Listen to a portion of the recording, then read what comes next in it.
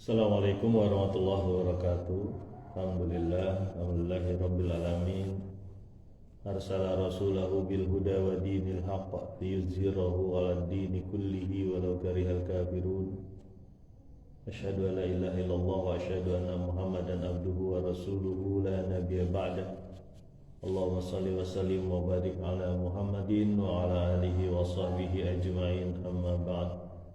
Ayyuhan nas ittaqullaha haqqa tuqatih wa la tamutunna illa wa antum muslimun. Sadaqallahu wa sadaqa rasul karim. Alhamdulillah, jamaah kampung takwa astagfirullah.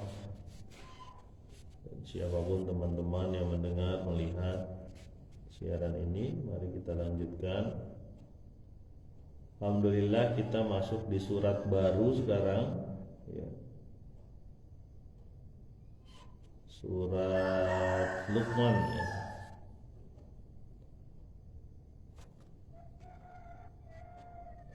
Sebelumnya surat ke-30 surat Ar-Rum, lalu sekarang kita masuk ke surat baru di surat ke-31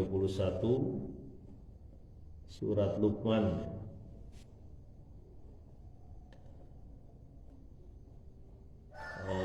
Surat Luqman ini ada beberapa tema-tema ataupun bahasan-bahasan utama, ya. Di surat Luqman diawali dengan huruf-huruf yang terputus-putus, ya, alif lam mim. Seolah-olah menyatakan bahwa surat ini pun surat yang sama dengan surat-surat lain, semuanya dari Allah, dari huruf-huruf yang dibuat menjadi kalimat atau kata. Kemudian surat ini juga mempunyai tema tentang manusia. Bagaimana manusia pergulatan jiwanya, ya, berhubungan dengan kemusyrikan, kemudian kepatuhan seseorang terhadap makhluk yang diperbolehkan atau yang tidak, ya. Salah satunya diungkapkan oleh seorang ahli hikmah, yaitu Luqman. Kemudian tema-tema lainnya adalah tema yang ketiga. Surat ini juga menggambarkan tentang keberadaan langit dan bumi sebagai bentuk kekuasaan Allah dan ada di sekitar sekeliling manusia yang mestinya mendukung dia untuk beribadah kepada Allah. Tema keempat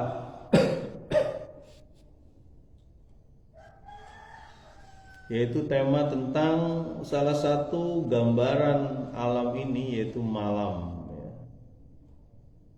Tema pergantian siang dan malam yang kita sering merasakan tapi melupakan hikmah di baliknya. Itu tema-tema utama dari surat Luqman. Kita lanjut saja ke ayat-ayat pertama. Ayat pertama dari surat Luqman. Surat Luqman ini juga merupakan surat Makkiyah. Makkiyah itu berarti diturunkan sebelum hijrah Rasulullah SAW.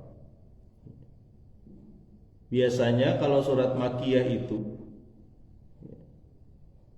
itu yang dibicarakan utama adalah keimanan, akidah,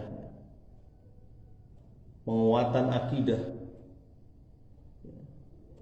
keimanan tentang pengawasan Allah, bahwa Allah melihat, bahwa Allah mengendalikan kehidupan ini, nggak cuma manusia, tapi seluruh alam. Ya. Itu tema di surat Makkiyah seperti itu. Kalau Madaniyah, dia sudah masuk kepada hukum-hukum syariat biasanya, secara spesifik, secara khusus. Madaniyah adalah ayat-ayat yang diturunkan ketika Rasulullah sudah hijrah ke Madinah. Mari kita lanjutkan ayat pertama. Bismillahirrahmanirrahim. Alif Lam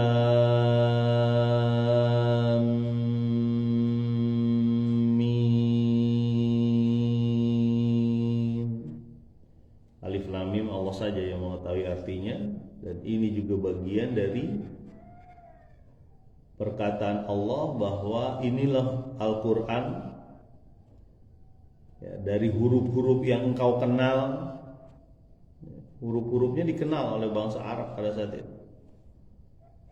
Tapi yang terjadi adalah tidak mampu seorang pun untuk membuat, ya, panduan manusia yang seperti Al-Quran hingga hari ini.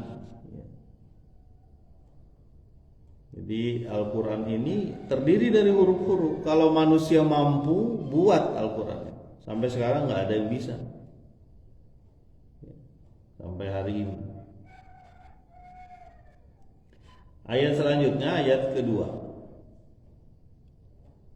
Tilka ayatul kitabil hakim.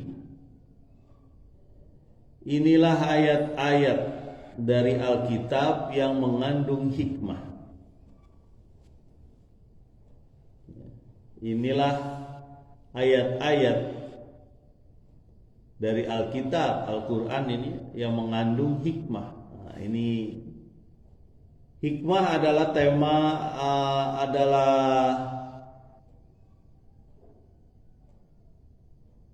ruh utama di surat ini, ya. Bahwa Al-Quran ini adalah hikmah.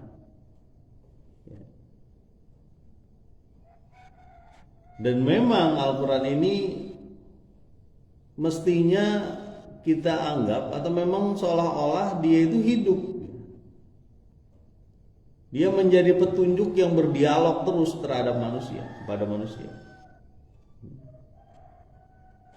Seolah-olah Al-Quran ini adalah orang bijaksana gitu, hikmah, orang yang punya hikmah.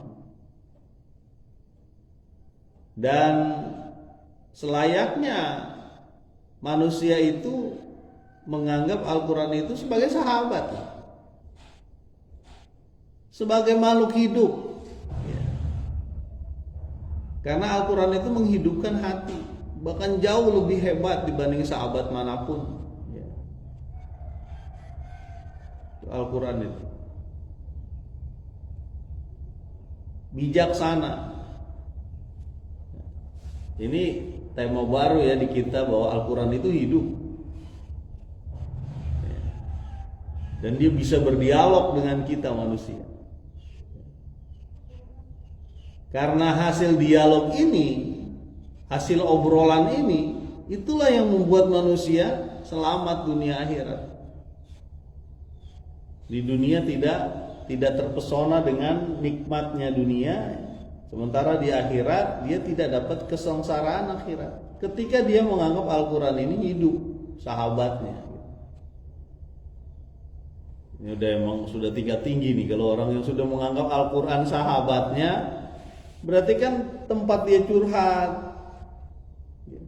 tempat dia mendapatkan saran segala kehidupan manusia. Ketika dia sulit dalam berusaha, dia nanya ke Al-Quran, dia lihat apa sih sebenarnya. Ketika dia kesulitan dalam berhubungan sesama manusia, dia nanya ke Al-Quran, gimana nih saya hubungannya begini-begini dengan orang.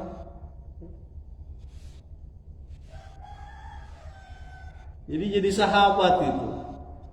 Makanya ada lembaga namanya Sahabat Al-Quran.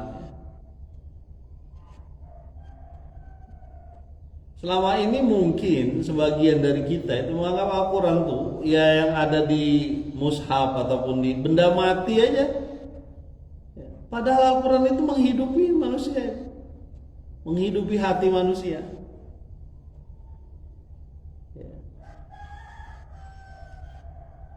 Apa ya kita nyebutnya itu sebagai pedoman, panduan yang hidup, panduan untuk kehidupan, dan dia hidup. Bijaksana, punya hikmah. Beda ketika kita membaca buku biasa ini dengan Al-Quran itu beda. Di setiap suratnya ada tema-tema khusus. Dan dia kemarin kita sudah sampaikan di surat Ar-Rum ya, serasi itu mulai dari ujungnya sampai akhirnya itu serasi. Dan dia bisa dinikmati terus hingga hari kiamat. Jadi sahabat luar biasa nih kalau kita berteman dengan yang punya hikmah ini, itu Al-Quran.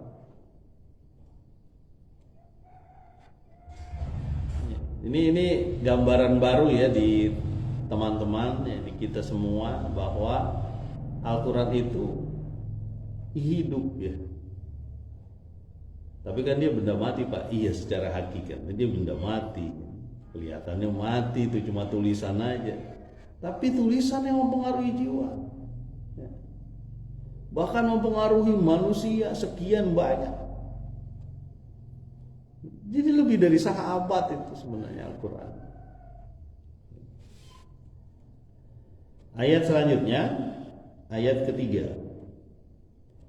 Huda wa rahmatan lil muhsinin, sebagai petunjuk dan rahmat bagi orang-orang yang berbuat ihsan, berbuat baik. Ya, petunjuk sama mirip ya dengan ayat-ayat awal di surat Al-Baqarah ya. Huda wa rahmatan lil muhsinin, sebagai petunjuk dan rahmat bagi kaum yang berbuat baik. Syaratnya dia memang berusaha untuk berbuat baik, muhsin ya. Seperti kata Nabi, apa sih yang disebut ihsan?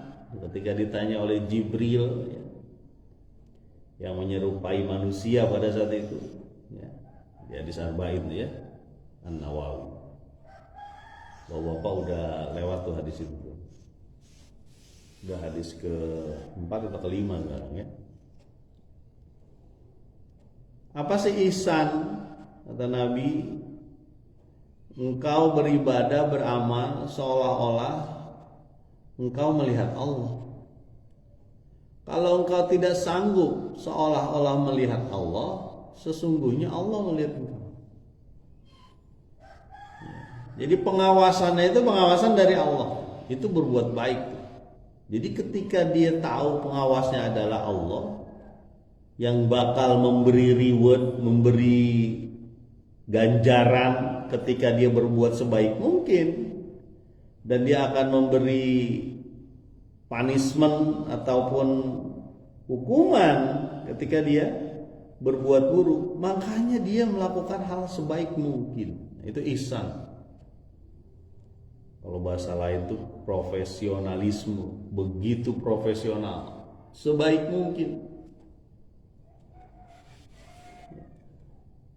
Dan tuntunan baik atau tidak itu adalah ketika dia searah dengan arahan dari Al-Quran. Makanya dalam Islam itu ketika berbuat baik sebaik mungkin.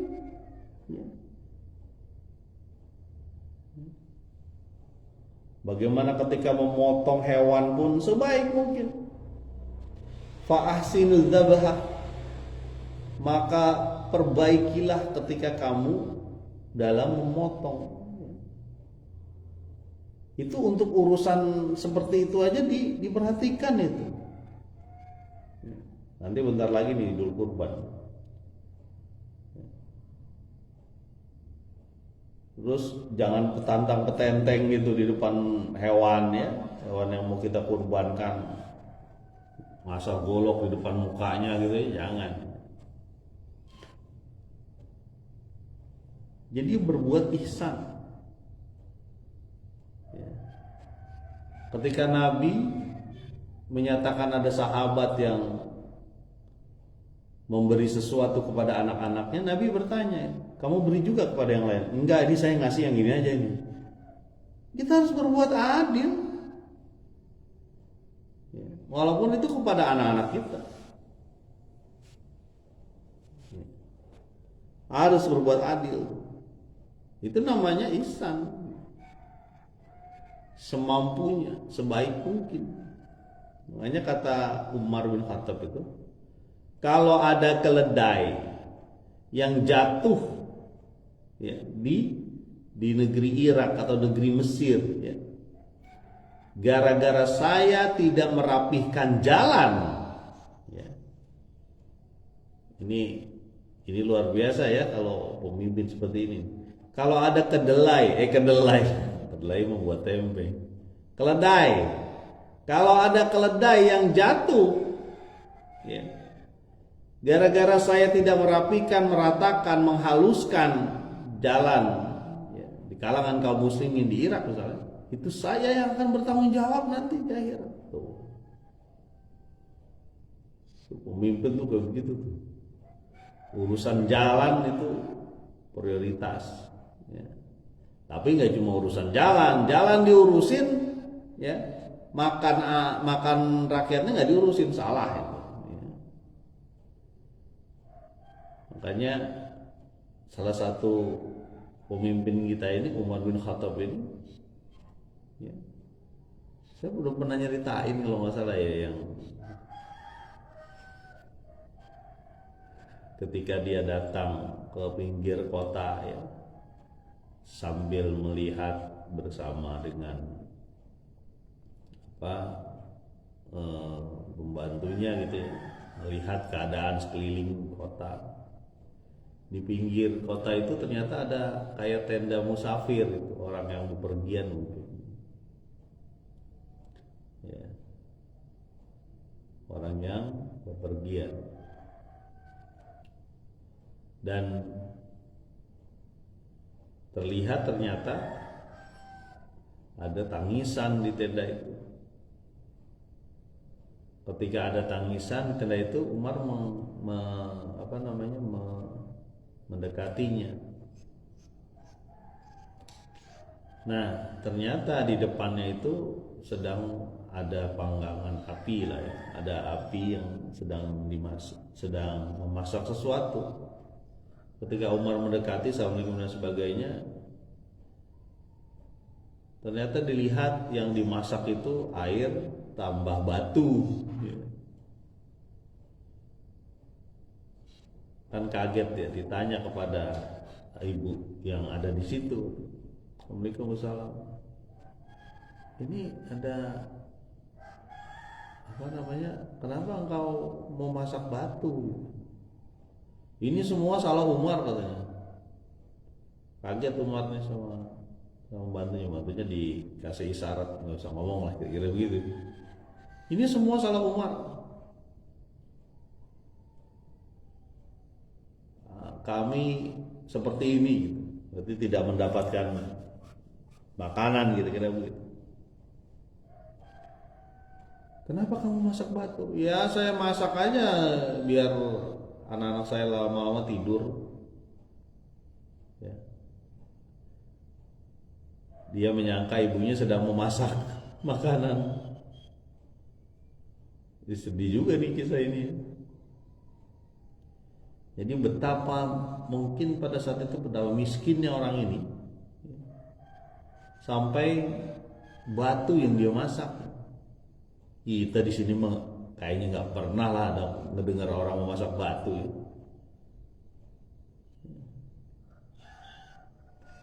Makanya bersyukur kalau ya, kita dikelilingi negeri yang kampung ini ya, kampung yang kayaknya belum pernah dengar ada yang mati gara-gara lapar ya. Kemudian setelah diomongin seperti itu, kaget kan Umar kan. Jadi orang ini betapa miskin ya waktu itu. Mungkin Ya. Dia ini memang tidak terdata lah, atau bahasa lainnya itu karena dia musafir juga kan. Tapi bagi Umar, ini adalah semua umat muslim. Tanggung jawab dia sebagai khalifah. Kemudian dia pulang minta izin pada ibu itu. Kami pulang dulu, Bu. Sampai rumah, ya. Sampai rumah disiapkan gandum, ya. Ada gandum dari kaum muslimin waktu itu ya, di Baitul Mal atau apa disiapkan. Kemudian dibopong sendiri, diangkat sendiri.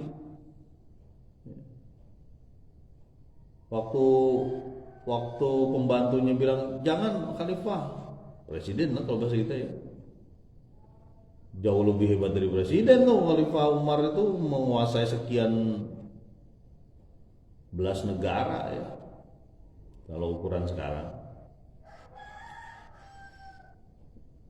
Aku tidak mau ketika diminta karung terigunya ya, karung gandumnya untuk diangkat ke punggung pembantunya, aku tidak mau. Biar aku yang menanggung hal ini kan, ini tanggung jawabku. Kalau kita mungkin jalan kaki bawa karung lumayan berat ya. Sampai sana Umar pun memasak. Kemudian setelah matang, entah dibikin apa kita nggak tahu ya, pokoknya dimasak lah kira-kira dengan berbagai bahan makanan. Kemudian disuruh makan, ya, bangunin anak-anakmu Bu gitu, dibangunin makan. Ya. Kemudian kamu lebih baik dari Umar kata ibunya. Gitu. Kata ibunya begitu. Ya. Saya lupa itu kisahnya itu apakah diberitahu setelah itu Umar atau bukan ya. Kemudian Umar pamit, di kejauhan Umar belum pulang, dia liatin sampai anak-anak tuh pada bermain gitu karena merasa kenyang kan. Sebelumnya dititipin kepada ibunya, nanti pagi datang kamu ke kota Madinah, datanglah kamu ke rumah Umar gitu. Oh udah dikasih tahu berarti ya. Setelah anak-anaknya lelah bermain, mereka tidur, baru Umar tuh dari kejauhan pulang. Ya, itu tanggung jawab itu. Susah nyari pemimpin kayak gitu sekarang ya. Punya rakyat, betul-betul dilayani. Kalau bisa itu beberapa, tidak semua pemimpin sekarang. Beberapa pemimpin itu menganggap rakyat itu jadi sumber perasan, diperas, dikenakan pajak yang tinggi.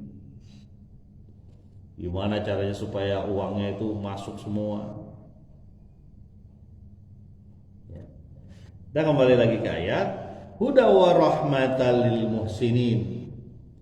Ini adalah petunjuk dan rahmat bagi orang-orang yang berbuat ihsan, berbuat baik. Itu contohnya Umar tuh kalau sama anaknya juga dia adil. Kalau anaknya udah salah ya salahkan.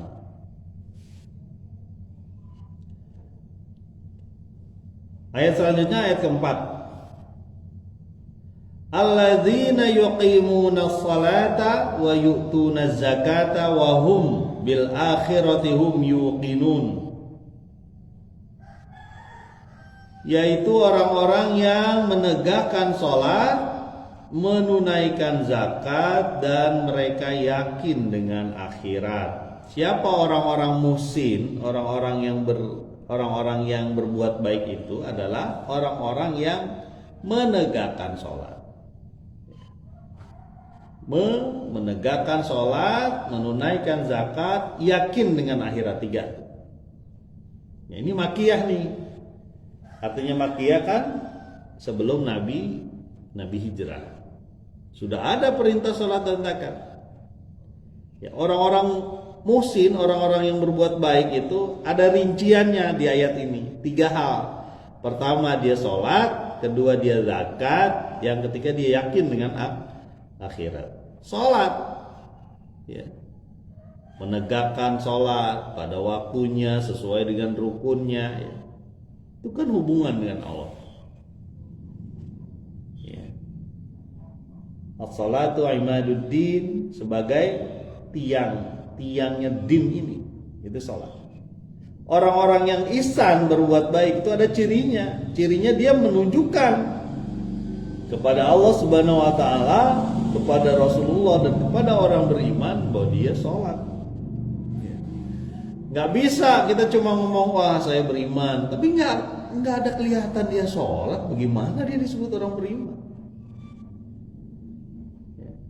Ini ciri-ciri orang beriman, ciri-ciri orang yang berbuat ahsan, berbuat terbaik, muhsin. Ya. Karena hubungan dengan Allah, hablum minallah. Kemudian wa yutuna zakah, dan menunaikan zakat. Zakat itu sebenarnya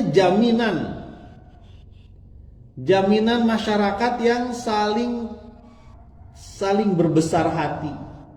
Itu zakat. Ya. Dengan orang yang benghar, orang yang punya, orang yang berada menunaikan zakat, ya, membuat rasa percaya bagi orang-orang yang tidak beruntung,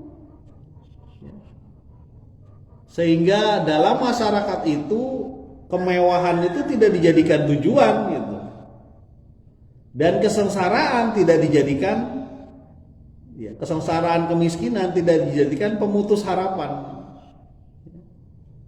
Itu ada saling besar hati, itu zakat.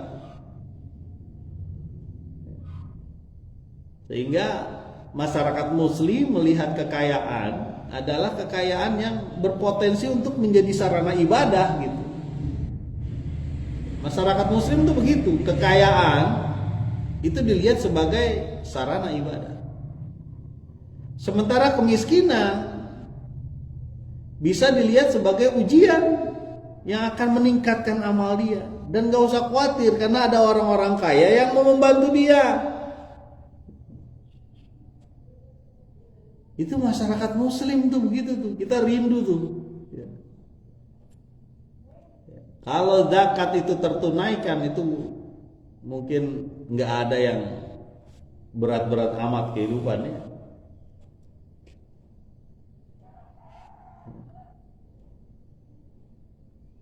Ini gara-gara apa? Gara-gara harta beredar di kalangan orang-orang benghar saja, orang-orang kaya. Sementara orang-orang miskin sampai susah, ya.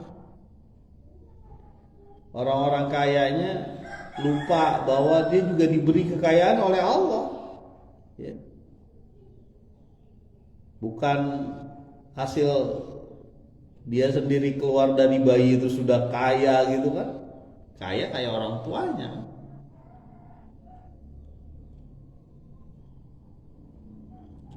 Jadi orang-orang yang berbuat ihsan ini adalah orang-orang yang gemar bersedekah, ya. Gemar. Sedekah sebenarnya banyak, nggak cuma harta, ya. Senyum juga sedekah, membantu orang juga sedekah, ya. Kan disebut begitu ya. Engkau bersedekahlah. Kalau engkau nggak mampu ya usaha supaya bisa sedekah. Nggak bisa juga, paling nggak kamu jangan membuat orang kesulitan, itu juga sedekah loh. Tidak membuat masyarakat, tidak membuat manusia itu sulit, itu sedekah.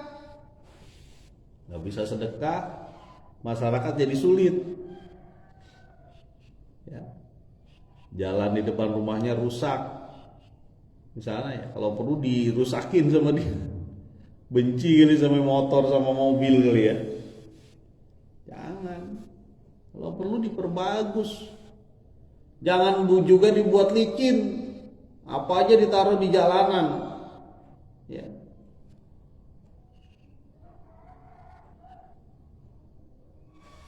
sehingga rusak jalanannya, berbahaya, atau apa aja ditaruh sehingga menghalangi jalan. Ya. Jadi goyang kalau orang naik motor ataupun naik mobil, jadi repot. Tebang kalau perlu tuh, kalau ada pohonan gitu ya, atau apa gitu. Tebang tuh, dicek, lihat. Saya juga kadang-kadang di depan rumah itu suka saya coba lihat juga. Saya sempat juga bilang sama teman-teman tuh, Pak, kalau misalnya ini dipapras aja nggak apa-apa Pak, misalnya pohon rambutan atau, karena saya mungkin tidak sempat, ini alasan juga sih. Nggak apa-apa, boleh Pak. Jangan sampai karena ada sesuatu milik kita merusak jalan, menghalangi jalan, berbahaya kan? Gitu.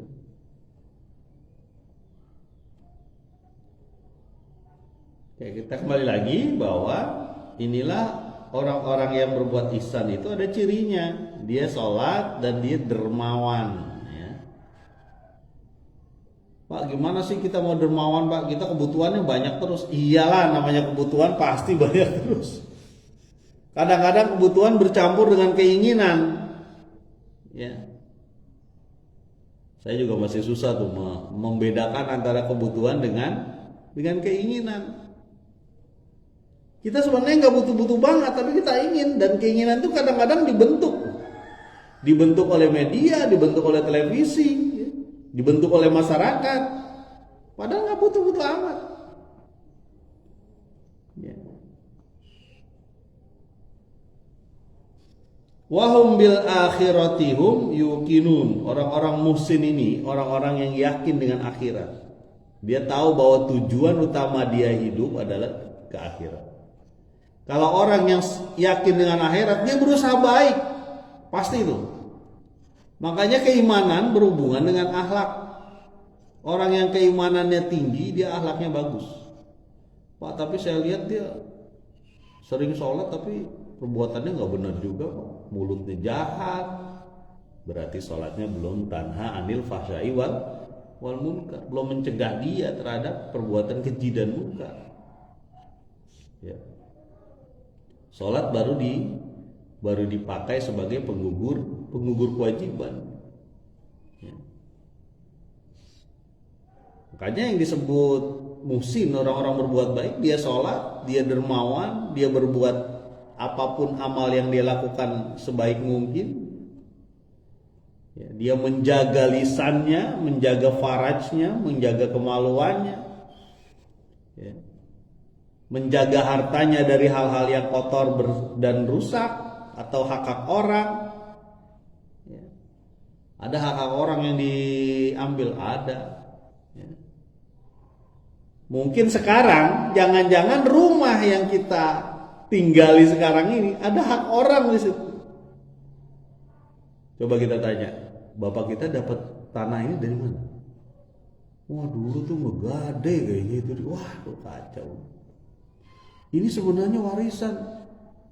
Cuma ada adiknya bapak jadi gak kebagian tuh, diambil semua sama bapak. Waduh, astagfirullahaladzim itu. Ya. Coba dicek tuh yang kita duduki sekarang ini. Halal apa haram tuh? Bahaya ya. Tenang Parwan, ini kayaknya saya diwariskan dari orang tua saya. Orang tua saya bukan waris ya, memberi hadiah kepada saya. Oke, gak apa-apa.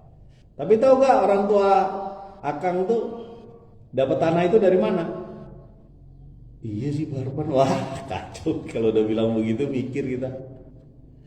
Ya. Sebenarnya tanah bapak saya cuma segini nih, cuma sekian meter. Cuma nggak tahu tuh kenapa jadi nambah ya. Waduh, sudah saya bikin teras lagi nih rumah saya. Astagfirullahaladzim. Ngomonglah itu, harus ngomong ke orangnya itu, ngobrolin, kalau perlu bayarin, minta ridhonya. Karena sejengkal tanah saja yang diambil dengan cara tidak hak, ya, dikalungkan nanti. Nggak usah nantilah, sekarang aja udah merasakan nggak enaknya itu pasti. Nggak usah nunggu akhirat itu. Kita yakin ini dengan akhirat pasti dia dapat balasan lagi. Di dunia aja udah nggak enak. Anak cucunya semua tahu bahwa bapaknya mengambil hak orang lain. Naudzubillah, naudzubillah.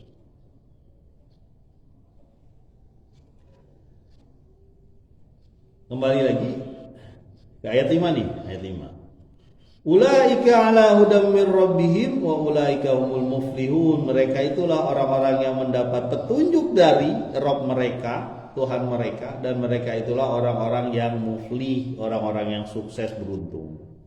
Jadi orang-orang yang sukses jangan cuma diartikan sebagai punya uang, tapi dia punya uang dan suka bersedekah. Dia kaya, dia sholat, mungkin dia zakat, puasa, haji. Cuma jangan jadi ukuran ya. Yang namanya haji itu, dia Pak Haji, tapi begitu sih ya, mungkin dia perlu untuk belajar lagi. Husnuzon aja kita. Malu-maluin aja sama peci gitu. Jangan. Mungkin dia juga hajinya juga bingung dia tuh dulu. Mungkin baca Quran juga belum bagus waktu dia haji. Tapi dia ada panggilan, ya udah ikut. Bagus kan?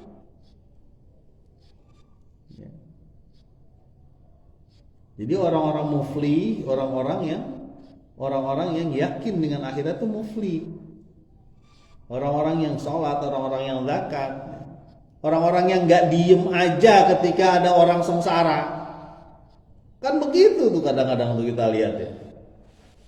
Dia sebenarnya punya kemampuan membantu orang tersebut, tapi dia diam aja, dia tutup telinganya, dia tutup matanya dengan alasan dia bukan keluarga saya. Tapi dia itu saudara Anda, ya. Dia itu sesama muslim, apalagi dia tetangga Anda, lalu Anda diam aja. Ketika ada orang kesulitan, ya kalau dia tidak mampu ya paling nggak mendoakan. Ya. Saya belum bisa ngapa-ngapain ini, kebetulan bisnis saya lagi lemah itu. Ini kan nengok aja tidak, bahkan saudara sekandungnya kadang-kadang nggak nengok juga. Naudzubillah itu. Nggak ngelihat juga ketika ada saudaranya lagi sakit, lagi sengsara, sulit. Bagaimana orang mau menghargai, kemudian menganggap diri kita manusia ketika ada kesengsaraan di depan mata kita, lalu dia diam aja. Jangankan manusia, ada hewan aja yang sengsara itu, kalau perlu kita bantu. Ya. Bagaimana hadis Nabi SAW, ada seseorang yang masuk ke dalam sumur, ya, sumurnya bisa diturunin gitu, masuk ke dalam sumur untuk minum. Suasananya begitu gersang saat itu. Ya. Pas keluar dilihat ada anjing, anjingnya menjulurkan lidah seolah-olah mengatakan saya juga haus, tolongin saya gitu. Lalu dia turun ke bawah pakai sepatunya, diambil air, digigit sepatunya itu, lalu dia naik ke atas sumur, diberikan kepada anjing, dan Allah tersenyum dengan itu, diberi rahmat. Pak, anjing kan haram Pak hukumnya. Iya kalau dimakan, kalau kita bantu ya halal. Ya, kita membantu hewan halal, halal, bagus. Ya. Ini hewan aja gak dibantu, bahkan ada sebagian yang jahat gitu ya, dibeledok lah, dia apa gitu sampai. Tapi ada juga memang hewan-hewan yang diperintahkan atau dianjurkan Nabi itu untuk dibunuh. Salah satunya adalah anjing galak ya. Anjing galak itu diperintahkan juga itu untuk dibunuh. Bagi sebagian pencinta hewan dianggap itu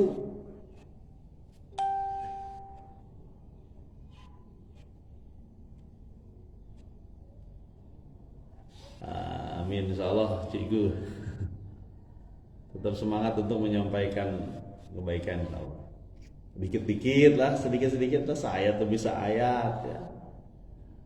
Mudah-mudahan menjadi pengalaman kita ya, berinteraksi, berhubungan dengan Al-Quran.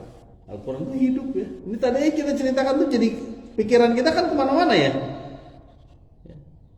Pikiran kita kemana-mana, dan di situ ada kebaikan yang bisa kita lakukan dimanapun kita berada. Pernah saya sampaikan ya, ada seorang tukang beca ya, seorang tukang beca mengayuh beca ya, Beca itu apa bahasa Inggrisnya? Jadi membawa, mendorong penumpang. Suatu ketika ada seorang penumpang yang mau bayar, dibilang,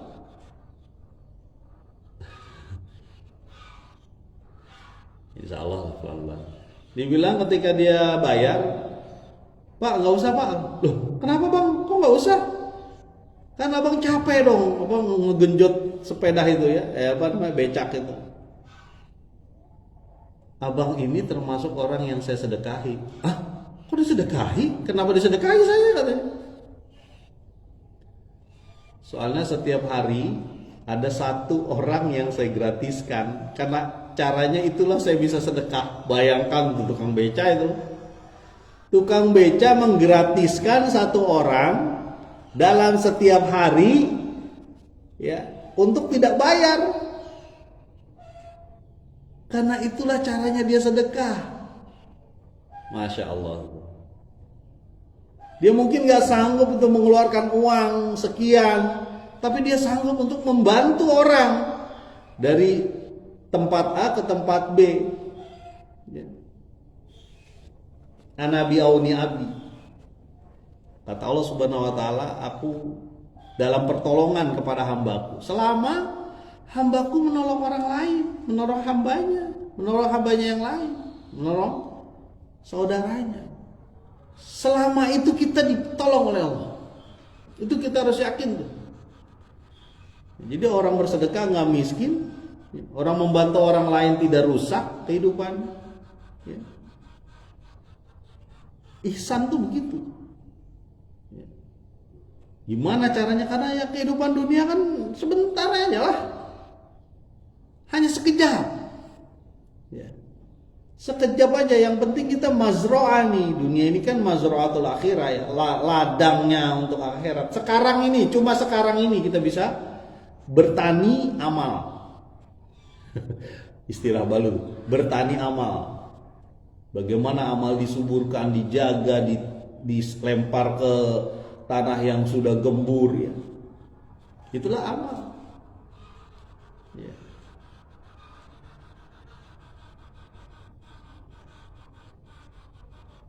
Huda mir rabbihim, mereka tuh orang-orang yang mendapat petunjuk dari Tuhannya. Udah oke lah kalau dapat petunjuk dari Allah. Beres dunia itu. Ya. Udah hilang nafsu dia yang luar biasa terhadap kehidupan dunia ya. Nafsu harta, nafsu terhadap pasangan, nafsu terhadap kekuasaan udah hilang karena ada petunjuk dari Allah. Apakah orang nggak boleh berkuasa, Pak Arfan? Boleh. Siapa yang bilang nggak boleh? Boleh, tapi adil. Itu syaratnya. Ketika dia sudah merasa sanggup, itu yang dilakukan Yusuf alaihissalam. Ya. Qawiyul amin, qawi dan amin. Dia mengerti ilmu juga. Ketika Yusuf waktu itu meminta kepada pemimpinnya pada saat itu, jadikan saya bendahara negara, itu sebenarnya dia apa? Dia sebenarnya mau bunuh diri itu. Rakyat negara lagi mau hancur kayak gitu. Ya. Dia mengajukan diri sebagai bendahara negara. Itu kayak bunuh diri, tapi dia yakin atas petunjuk Allah. Ya, dia ada petunjuk dari Allah. Mudah-mudahan bermanfaat. Subhanakallahumma wa bihamdika asyhadu alla ilaha illa anta astaghfiruka wa atubu ilaik. Assalamualaikum warahmatullahi wabarakatuh.